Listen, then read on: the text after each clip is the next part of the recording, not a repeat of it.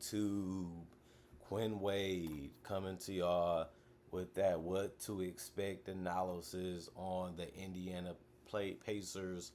A preview of how I think their season will go based off how the roster look right now going into the season. And we know for sure no Miles Turner, no Tyrese Halliburton, but they still have Rick Carlisle, and they still have veterans that know how to get it done and play their role and understand how to play the game of basketball at a high level and at a successful level. They got hot towards the end of the season last year, especially the last 2 months of it, and they carried that over into the playoffs, and it ended up working out because they ended up beating the New York Knicks, they ended up beating the Milwaukee Bucks, they ended up beating the Cleveland Cavaliers, and they ended up almost beating the Oklahoma City Thunder in the NBA Finals because it went 7 games, which meant that they had a chance to eliminate and win the championship. Although that was a fun ride and it had a lot of theatrics and a lot of crazy things happening, and they had a lot of things go their way and they took full advantage of it, they still didn't accomplish their goals of being champions. Although they also finished the regular season with 50 wins and they finished second in the Central Division, I would call that a really, really good slash successful year. And a lot of people didn't see them doing that or getting that far, but they did. And that's reality. And maybe we needed to wake up a little bit more to this Indiana Pacer team. Although they lost their best player or one of their best players in Tyrese Halliburton, he's still only 25. Hopefully he can come back and be great again.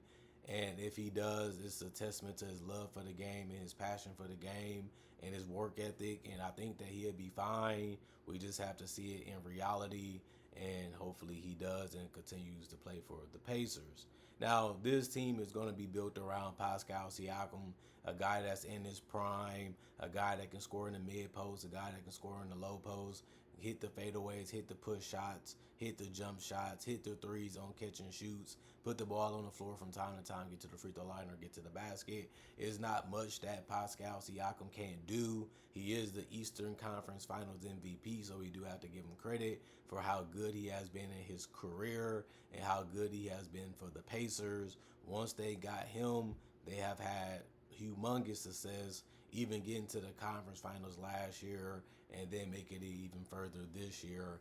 And I think if he stays healthy and he dominates the game and they play through him like a hub a little bit more, I think that they will be fine throughout the regular season. Although I don't think they're going to win as many games as they did last year, they shouldn't be too far off from that because they got a lot of good role players. Andrew Nembhard, he's going to have an opportunity to do more, handle the ball more, play make more. He's going to have to be relied on to create his own shot from time to time. Can he play off the ball and hit threes consistently? Can he keep the ball moving like he normally does instead of letting it stick a little bit too long?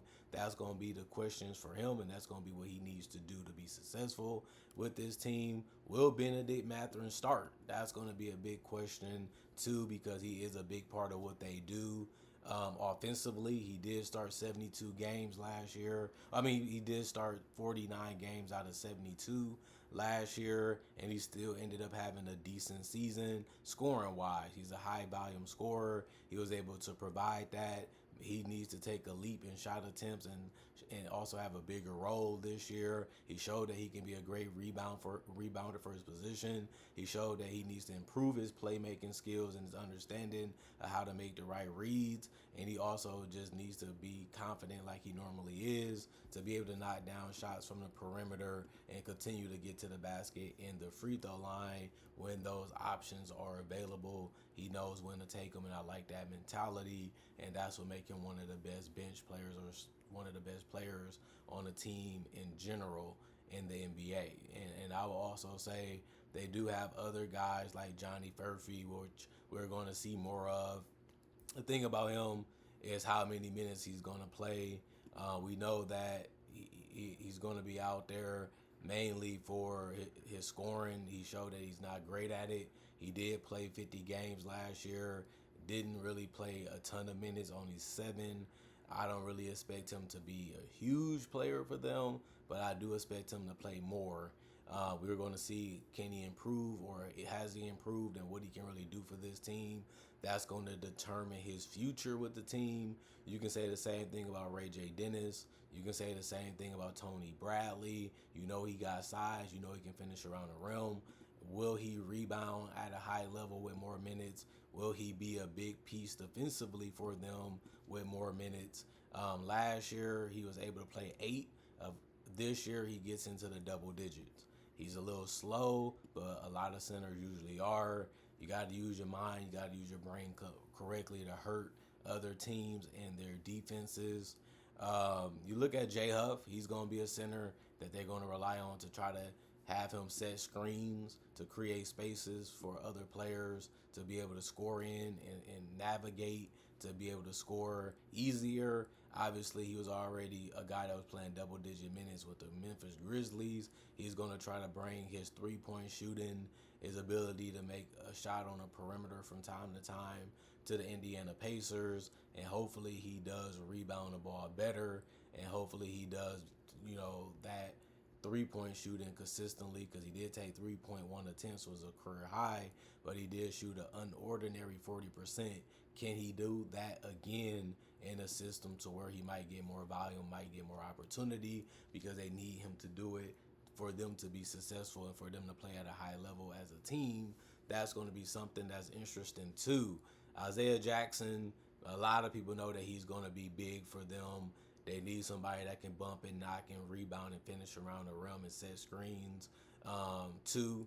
And he can do those things and help guys get open and help guys by rolling to the rim and putting pressure on the defense to cover them, which gives them operation to dribble or have more of the court open for them to be able to go isolation, especially a guy like Benedict or a guy like Andrew Nembhard that can help them. We know that Aaron Nesmith is a shooter. He's going to be moving without the basketball, trying to cut to the basket, get opportunities, trying to get out of transition, hit threes, or get to the basket.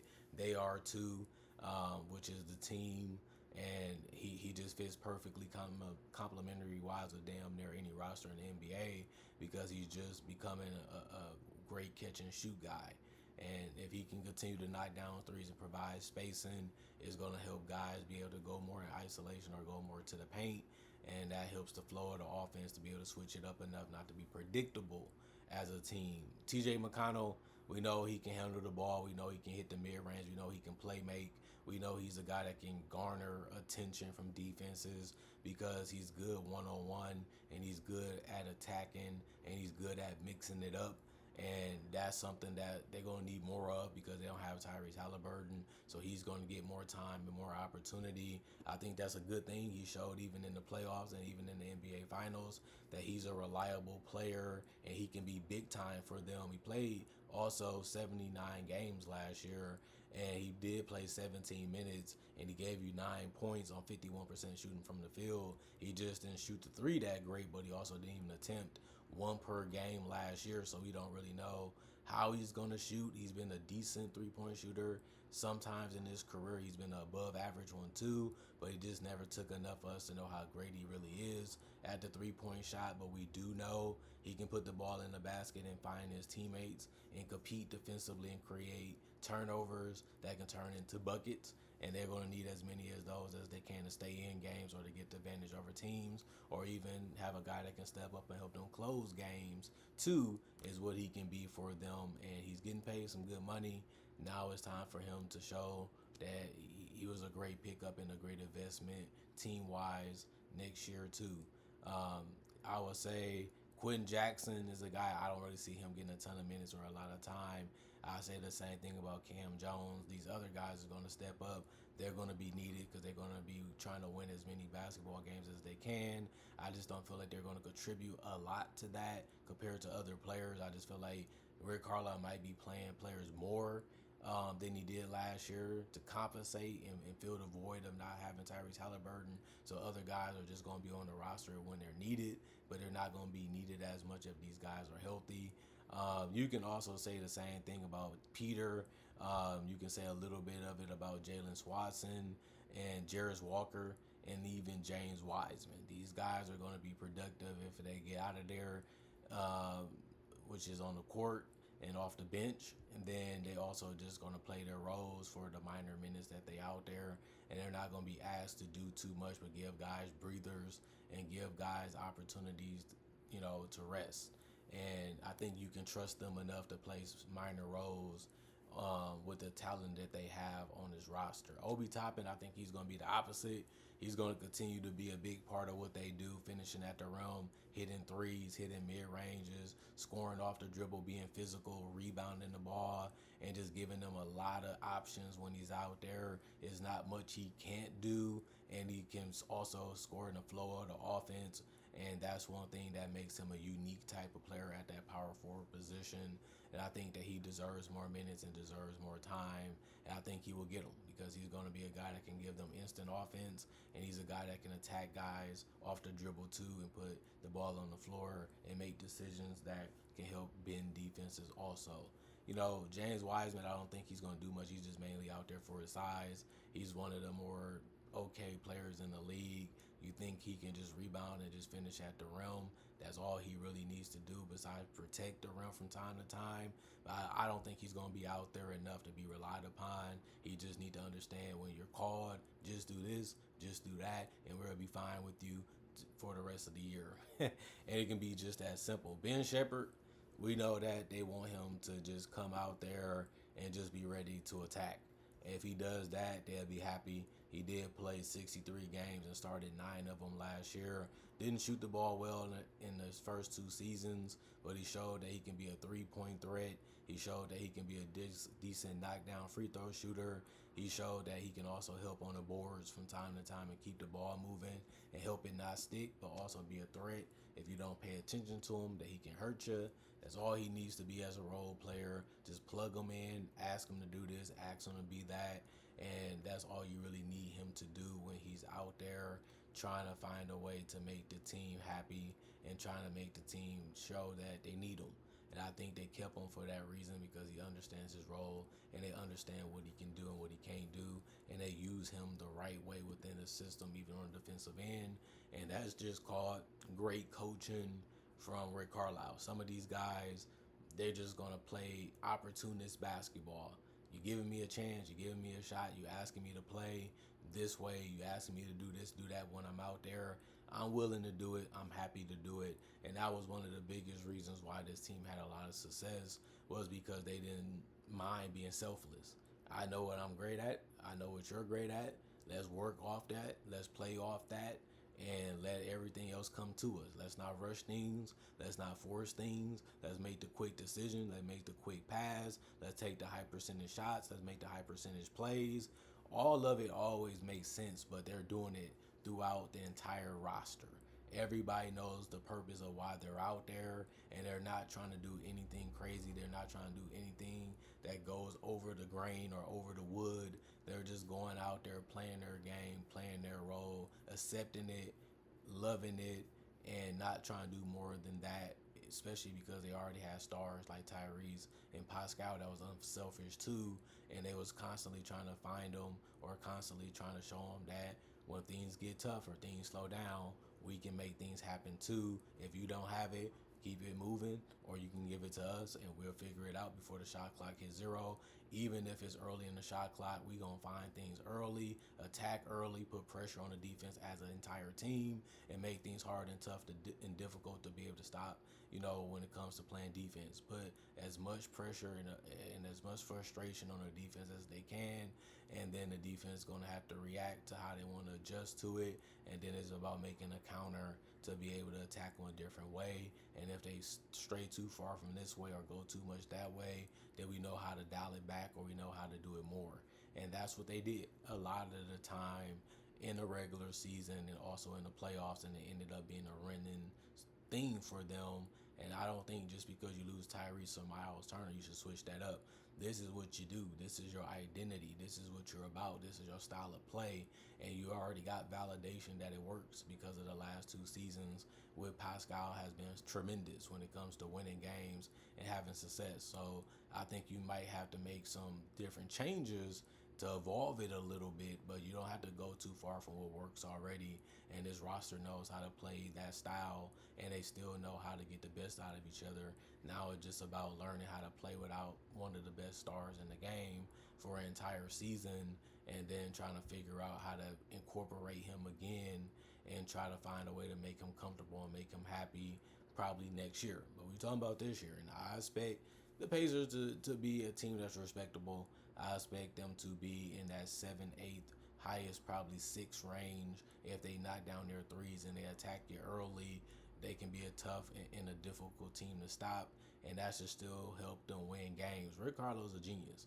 He's going to figure out how to get this team humming. He's going to find out a way to get these teams the opportunities that they need, even as role players, to be able to function off of each other or together. And that full balance attack always keeps the defense, on its heels. And since it's always unpredictable, you don't know who's going to score, you don't know who's going to get the ball, and who's going to attack you. It does keep the defense all balanced enough to even where role players can fit and do well and be happy and be confident too out there. And that's one of the main reasons why they was really great the entire second half of the season and in the playoffs. And I think that can still happen with this team. It's just going to come with some losses too, more than what they had last year, but it's still going to be a respectable season. I don't see them winning the championship. I do see them making the playoffs, but I also do see them being a team that can learn a lot from this season, and it can help them become better players, and it can help them in the future, because this is what I can do now. This is what I have to work on now. Now I can do that and find a way to play off Halliburton and Siakam still, and try to find a way to better my teammates or be a better teammate. And that can help this whole thing look a lot better within 2 years. They still got a lot of time to figure things out. Their championship window ain't closing just yet because a lot of their players is young, and that's a good thing. Pascal knew he had a couple years to figure it out when he signed that contract extension, and it was because he knew that this team was one of the best teams he can go to, if not the best. And we seen what he did last year in the playoffs, and we seen what he did last year in the regular season, proving that he made the right decision. But he was already a champion anyway, but he made the right decision to continue his career in Indiana. They wanted him, they needed him, and he felt the same way, and that's a good way to start a healthy relationship. And I think that they're still in a situation where they're going to be good. So they're not going to be great. They might not be amazing, but there's nothing wrong with being good, especially with the fact that you lost a lot and you still can find a way to make ends meet. And sometimes you got to survive. You can win at the game of life just by surviving. And if you can survive and you can have the right mentality and you can count your blessings, you can still have a good, prosperous, healthy life. And that's the way the Pacers should look at it this season, and that's how they should look at it even the next season. And they still got more talent than a lot of other teams. They still got a great coach that's better than a lot of the other coaches in this league. So it makes sense for them to still feel like they can still win at least one or get back to the finals. Even if they might not, they still should feel it. And they have enough still, to be a competitive team and a good one. Other than that, I just expect them to make the playoffs, and I expect them to be a first round exit. That's just my analysis on it so far, based off how they built this roster and based off what I have seen from them over the last 2 years, going into this year with a similar roster. Comment, like, subscribe, share, hit the notification bell for more analysis, and if you're new to the channel, I do conversation videos just like this about various NBA only topics. I also do breakdowns of real footage of legends, current legends, rookies, also future stars. I also do mock draft and draft coverage, so you love that type of content, you can't get enough of it. I got over 3,000 plus videos are on my channel that you can watch and enjoy right now. Not only that, I also do breakdowns also would say I upload videos each and every day. So if you love content, you can't get enough of it. I got an abundance of it already on my channel. Plus I got more coming on a daily, especially if I live long enough and I'm functioning properly. You're going to get it from me. So that's something that you can always look forward to. That's something that can keep you happy if you're an NBA fan and you love it and you're hardcore about it. And even if you're casual, it's always something fun to learn or see on this channel too. So that can help you be a fan and love the content that I put out. And I'm doing it for y'all and myself anyway. So that's why this channel been around for 10 plus years. Let's continue to make 2025 a better year than 2015. That's the main goal. Let's get to 4,000 plus videos on the channel. And let's also look at it like this. Well, we might as well go for 1 million total views by the end of this year. But I need y'all help to do that. I need y'all to keep clicking. I need y'all to keep watching. I need y'all to keep enjoying the content that I make. And thank y'all for appreciating the content for what it is and continue to come back. Thank y'all for continuing to care about what I have to say. And also thank y'all for making time for me each and every day to spend time to hear what I have to say about the game of basketball. Is very appreciated by me. Not only that, thank y'all for watching. Thank y'all for the support in the past and present. Hopefully y'all continue to support me in the future. And like I said before, y'all stay blessed up. I'm gone for now. Peace, and I'll see y'all later, hopefully.